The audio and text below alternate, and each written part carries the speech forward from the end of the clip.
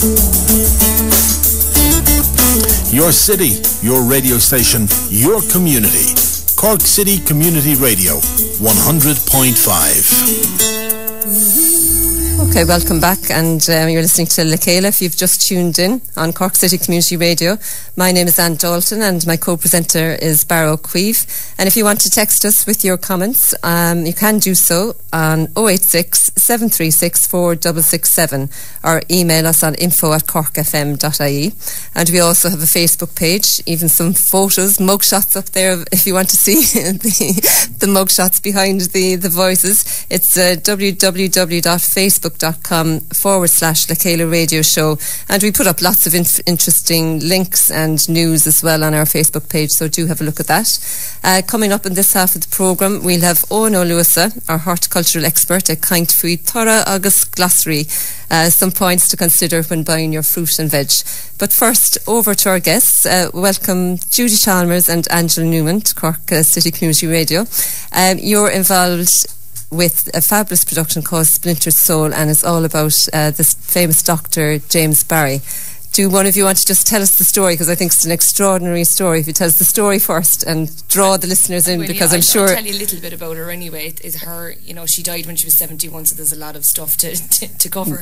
And what period are we talking about, Angela? Well, she was born in Cork in the 1790s, and she died in 1865, so it spans, two kings, or one queen and a king in between. England, yeah. Well, she was born in that period in Cork, and to make a really long story short, moved to England when she was a young child to live with her uncle, the great artist, also from Cork, James Barry, who everybody would know. And his friends took a shine to her anyway, because this girl was very, very smart. And to make a really, really long story short, they helped her basically get an education, which was unheard of back then. And in order to do so, they had to disguise her as a boy. Right. To send her to university, and she became a doctor, one of the world's greatest doctors as far as I'm concerned, but I might be a little bit biased. She served all over the empire. You're talking about Malta, the Cape of Good Hope, Trinidad, Tobago, Canada. She was everywhere in her 71 years. Right. And she really brought reform to, I suppose, the medical faculties within the British Army and stuff like that. She was incredible, really, Yeah. So it was only sort of not during her lifetime, but after her death that it was revealed, this That's extraordinary... Right, on her deathbed, and she'd never wanted, her to have an autopsy or anything. She had made sure that wasn't going to happen. Yeah. But the woman paid to clean her body up or whatever after she died, sold the story to newspapers. Right. So it was really sensationalised, Absolutely, yeah. And so then her story came out, and the way the British Army dealt with it was to seal her records for 100 years. Okay. So there was I suppose an element of mystery about her then as well, because people couldn't obviously prove whether or not the rumours were true or the stories were true. Yes, which was incredible. But we definitely think she was a woman. Oh yeah, absolutely, no question at all about it. And fascinating woman as well. Yeah. As Angela said, when she was sent to university, she was actually only 10 years old and was 12 when she acquired her medical degree. Wow. Which, that's just child genius around the place. Yeah. And was just barely 14 when she was gazetted into the army. So a fascinating story, but also a very lonely story and isolating story as well. Yeah, what a secret to carry, or just to deny your, I suppose to have to put a complete camouflage over your gender is just an amazing... And to have to do that at such a young age as well, to take on the masquerade of a man when you're only 10. Yeah. And then to have to live with that must have been very difficult, and it just shows the strength of character that she had, that she was able to sustain that masquerade for 41 years. Yeah. So I think as an experiment we might send Barra out next week, masquerade as a woman for a week, and come back and tell us. You can borrow the high heels. No. Social experiment. But I must say the young ladies have given a wonderful in some few words, if you like, give us a real picture of that person. Yeah. Fantastic. Very good. And not very many people know about her, which is a shame, you know, which is why we chose her to write this play about. Yeah. Because we both thought it was a shame that, like, nobody, especially Cork people, didn't know that she existed. Well, this is the thing, you know, she's from Cork and none of us really were aware of her. Exactly, and what an incredible character. And a lot of her story is quite relevant today as well. You know, a lot of the struggles she went through are things that people are still kind of going through here. Yeah. You know, and almost 200 years later. Yeah. It's incredible, really, yeah. So, Angela, both you and Judie have devised this wonderful production about her life, and it's called Splintered Soul. Do you want to tell us, first of all, when it's going to be on and where you're going to be performing it? Yeah, we're hoping to do a national tour from February next year.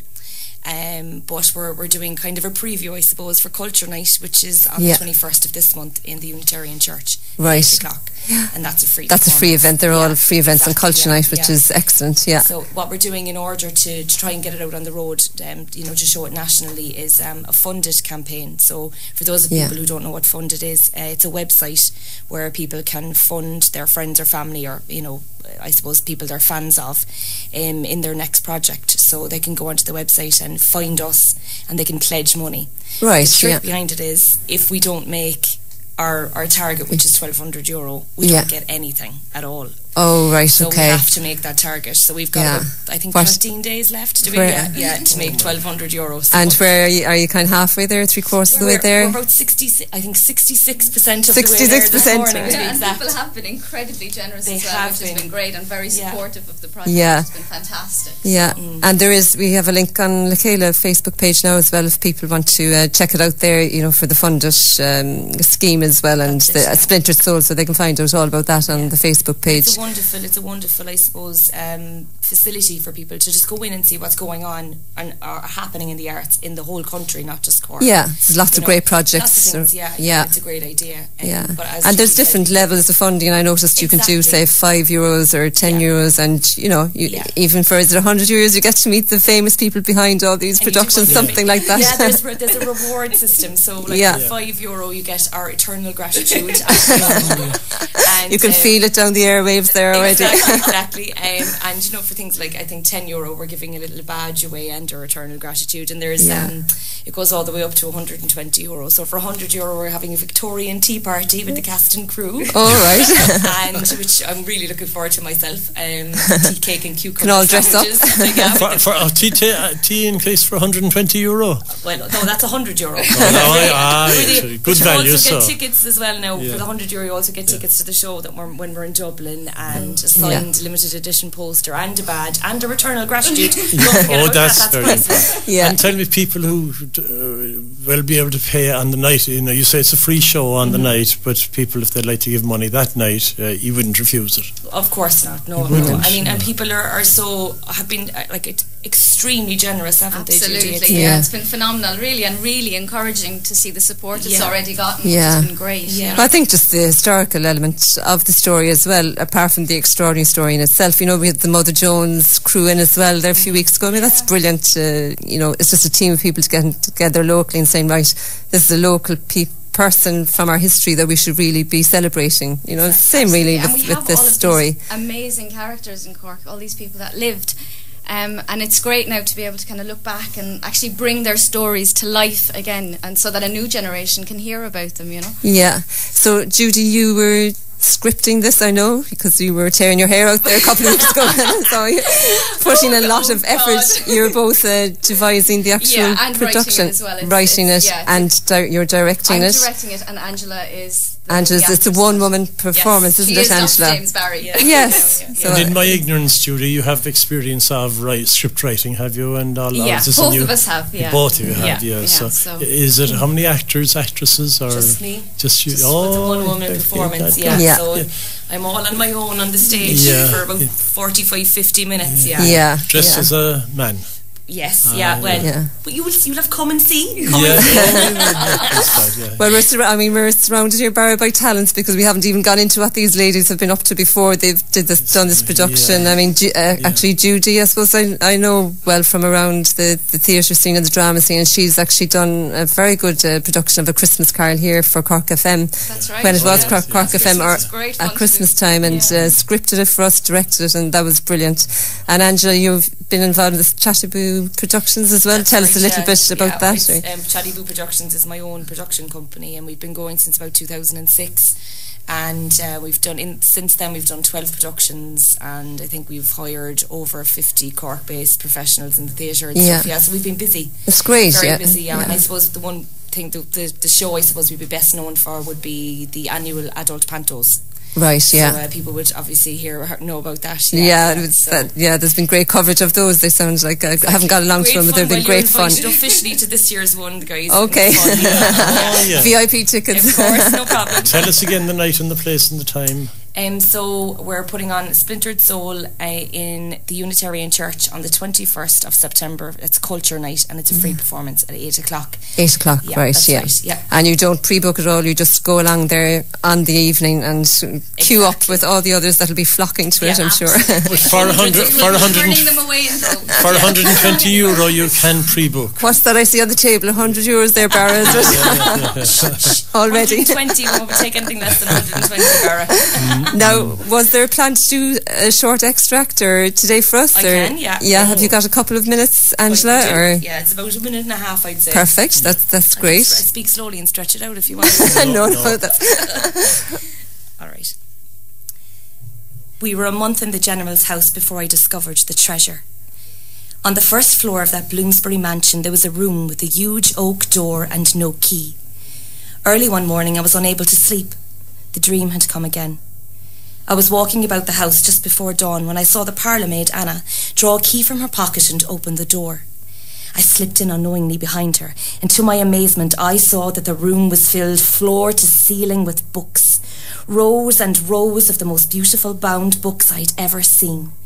On some shelves there were books glimmering with silver chains. Quickly I hid behind one of the heavy velvet curtains and waited for Anna to finish lighting the fire and leave. Alone, I drew in the smell of those volumes as they sat there, expectantly, almost whispering to me. Come and open us up. See what's inside. Listen. My small hand reached for the shelf about my head and came to rest on the spine of a large green leather-bound book. Carefully, I extracted it from its resting place and opened it up. There are some moments in your life that stay with you your whole life, when time appears to stop and everything becomes quiet and still. Then you breathe in, knowing that in that moment, nothing else matters.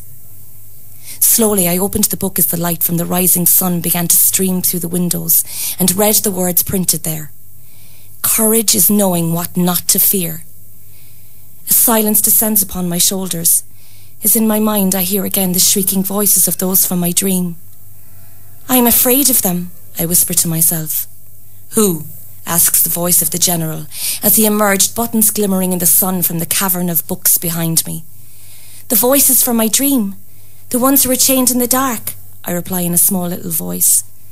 Why are they chained in the dark? He asks, quiet and gentle. I don't know, say I, but I want to set them free, I say with a passion beyond my years. Spoken like a true revolutionary, he said. Your countryman, Mr. Burke, would be proud. He once said, all that is needed for evil to prevail is for good men to do nothing. Will you be good, little revolutionary? Will you be the beacon of light in this dark and rusted world? Yes, said I, for I suddenly understood the dark terror of ignorance and the impossible hunger that drives us to reach for that which is beyond reach. Excellent. I think we were all drawn in there, definitely, and Barra, oh yeah, it was lovely. No, I am. Well, no, I look forward to seeing that production. Really, there's great energy in both of you young ladies. God bless you. Yeah. Did she leave? Just out of curiosity, did she leave a lot of diaries behind her? Nothing. Nothing. So you're just going on. Absolutely nothing. The historical accounts. Yeah. With her records having been sealed for 100 years as well, a lot of things go missing. Yeah. In 100 years, you know. So there was or wiped out. There's nothing probably about her as a child. I mean, right. She got rid of all that evidence. So, right. you know, it would be easier to, I suppose, keep her secret hidden. You know. Yeah, of course. There's no trace of her. Yeah. So there was a lot of digging and a lot of research. It's gone into delving into the story months of research. We must congratulate you anyway and look forward to the drama. Yeah, so that's thanks Judie Chalmers from Ocean of Notion Theatre Group and Angela Newman from Chattyboo Productions, and it's going to be Splintered Soul on the 21st Culture Night down at the Unitarian, 8 o'clock. Be there.